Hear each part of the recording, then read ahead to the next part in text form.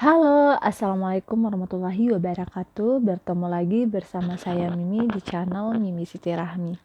Nah teman-teman, sebelumnya saya ucapin terima kasih buat teman-teman yang masih setia nungguin video terbaru saya, yang masih setia nonton ya, yang udah like, udah share, and subscribe. Dan saya ingatkan lagi supaya channel ini lebih berkembang dan saya lebih semangat lagi bikin video-videonya. Jangan lupa dukung channel ini dengan cara like, share, and subscribe. Kemudian nyalakan tombol lonceng untuk notifikasi video terbaru dari saya. Nah teman-teman, kali ini saya bakal ngebahas tentang salah satu sensasi ya, yaitu sering mimpi buruk, susah tidur ya. Jadi salah satu sensasi dari asam lambung dan anxiety itu adalah susah tidur dan sering mimpi buruk. Dan kebanyakan dari situlah karena sering mimpi buruk ya dan susah tidur itu kita mikirnya kita ini kena gangguan jin ya, karena salah satu ciri-ciri gangguan jin itu kebanyakan juga itu ada gangguan tidur dan mimpi buruk. Jadi kalau saya dulu sering ya mimpi kayak ada yang ada yang duduk di atas perut gitu, kayak diganggu setan gitu ya teman-teman. Jadi mikirnya itu karena gangguan jin. Kemudian mimpi-mimpi buruk yang lainnya yang kesannya kita lagi kayak kena guna-guna gitu ya. Makanya pendeta Geda Aceh itu banyak yang mikir dia kena gangguan jin atau kena kesambet ya, atau kena guna-guna gitu, padahal enggak. Kenapa kita sering mimpi buruk ya pada saat kita kena GERD itu? Karena yang pertama, kita itu setiap hari stres mikirin penyakit. Nah, secara tidak langsung stres yang kita alami itu berpengaruh ke tidur kita ya. Jadi apa yang kita sedang rasakan itu nanti malah jadi mimpi gitu. Jadi stres setiap hari mikirin penyakit. Kemudian rasa takut gitu, takut seperti gitu yang kita ketahui ya, orang GERD itu takut mati ya, jadi malah ke bawah mimpi ya. Jadi itu yang memicu mimpi buruk, jadi perginya ke mimpi. Jadi seakan-akan kesannya itu kita kena guna-guna ya, padahal enggak. Kemudian yang kedua itu penyebab kita mimpi buruk, kita kena gangguan mental. Dan memang orang GERD dan anxiety itu memang secara tidak langsung memang mentalnya sedang terganggu. Karena apa? Karena penyakitnya tadi ya. Kalau apalagi yang sudah anxiety ya, udah ketakutan yang tidak wajar, itu sudah otomatis memang mentalnya sudah memang betul-betul terganggu ya dari pikiran. Kalau pikiran sudah tidak beres, tentu mentalnya juga ikut-ikutan ya. Kemudian dari depresi ya, depresi, kita sering depresi karena penyakit ini. Kalau saya dulu pas bangun tidur itu udah stres, udah kayak udah mikirnya aduh untuk apa ya hidup, nggak bisa ngapa-ngapain, itu sudah bentuk dari depresi. Tapi alhamdulillah saya nggak pernah yang sampai pengen bunuh diri dan segala macam. Bahkan ada sebagian orang ya, kalau teman saya itu kakaknya sampai kena GERD itu sampai kepengen bunuh diri karena depresi tadi. Kemudian kita kan punya gangguan kecemasan tadi ya, yang anxiety disorder. Nah, di situ sudah mengganggu kesehatan mental kita ya, yang juga bisa berdampak buruk kepada suasana hati kita, kepada perasaan kita, kepada selera makan kita, stamina kita, pola tidur kita, konsentrasi kita. Nah, itu yang memicu mimpi buruk tadi ya. Kemudian apalagi kalau kita pikirkan kita pikirkan setiap harinya, sudah pasti itu bakal ke bawah mimpi. Kemudian yang ketiga itu, kita kenapa bisa mimpi buruk? Karena orang GERD itu kurang tidur juga ya, kadang juga susah tidur, pas tidur terus kebangun susah tidur lagi, pas mau tidur kepikiran yang aneh-aneh ya, pas kebangun karena sensasi jadi mikirnya aneh-aneh. Jadi jadwal tidurnya itu tidak maksimal ya, tidak cukup gitu. Makanya bisa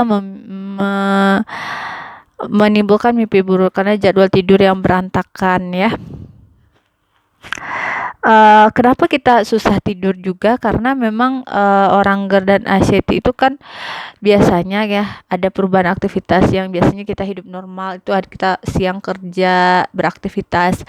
Nah kita yang GERD dan anxiety itu kebanyakan banyak rebahan, kemudian siang kita tidur ya otomatis malam bakal susah tidur gitu. Kalau saya kayak gitu dulu, siang saya bawa tidur ya wajar ya kalau malam jadi susah tidur, dan ketika malam susah tidur jadi kepikiran aneh-aneh lagi padahal itu karena siangnya udah tidur tuh makanya susah ya.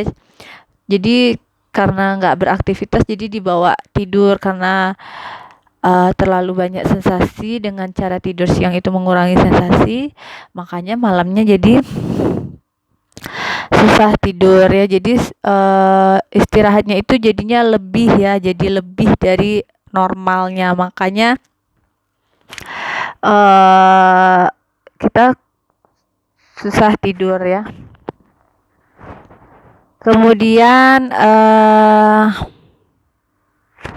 karena kenapa ya? Karena kalau kita tidur siang, kemudian kita tidur malam, karena tidur malam itu tidak bisa digantikan dengan tidur siang, makanya kualitas tidur malam itu penting ya, penting banget. Jadi solusinya buat teman-teman ya, kalau mau pengen tidurnya tidur malamnya tidak begitu susah, jangan kebanyakan tidur siang ya. Tidur siang itu kalau saya maksimal 30 menit aja gitu. Kalau udah lebih dari 30 menit itu nanti susah tidur malamnya gitu.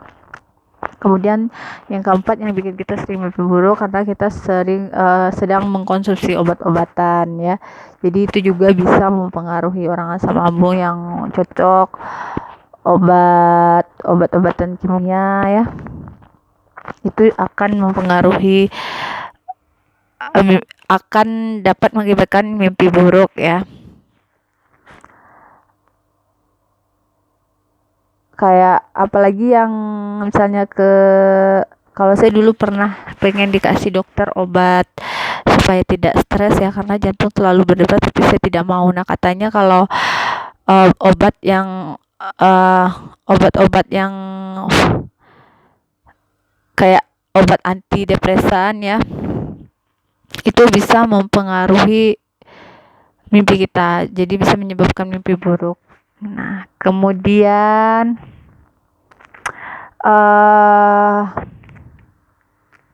ya tadi kenapa susah tidur juga itu ya yang saya bilang tadi, kenapa kita susah tidur di malam hari karena tadi yang pertama sensasi ya. Kalau saya dulu kenapa susah tidur karena memang setiap mau memejamkan mata muncul sensasi, setiap mau tidur kayak goyang gitu, kemudian terbangun dan susah tidur lagi, kemudian badan karena nggak terasa enak, kemudian kebanyakan beristirahat di siang hari gitu, maksudnya rebahan gitu ya. Jadi ketika kita rebahan otomatis kadang tertidur gitu ya teman-teman, jadi malamnya jadi kita nggak bisa tidur ya. Makanya sering dianjurkan kita orang penderita GERD itu jangan terlalu kurang aktivitas dan jangan terlalu kebanyakan aktivitas, jadi yang sedang-sedang aja gitu. Kalau kita terlalu banyak santai, nah itu juga mempengaruhi ke tidur kita di malam hari ya, jadi kita bakal susah tidur karena siangnya udah diborong tidurnya ya teman-teman. Jadi normalkan aja kalau pengen tidur siang itu, kalau saya itu maksimal setengah jam aja udah cukup gitu. Jadi alihkan siang itu coba buat aktivitas yang bisa menghilangkan rasa kantuk atau dia intinya kadang siang itu kita nggak ngantuk ya teman-teman sebenarnya, tapi karena memang sensasi dan karena kadang nggak tahu mau yang diapain terus rebahan tiba-tiba tertidur gitu. Jadi carilah hal-hal yang bisa mengurangi sensasi dan membuat kita tidak tertidur, seperti pekerjaan-pekerjaan ringan, lakukan pekerjaan ringan gitu ya, atau ngobrol dengan orang tua, saudara ya. yang cerita-cerita lucu gitu ya, atau nonton video-video lucu. Kalau saya dulu juga sekaligus nonton YouTube tentang GER dan ASETI. Jadi usahakan seperti itu. Kita ada kegiatan walaupun kegiatannya itu tidak harus bekerja ya, kegiatan-kegiatan ringan aja gitu. Nah, kemudian gimana cara uh, solusi supaya kita tidak sering mimpi buruk ya.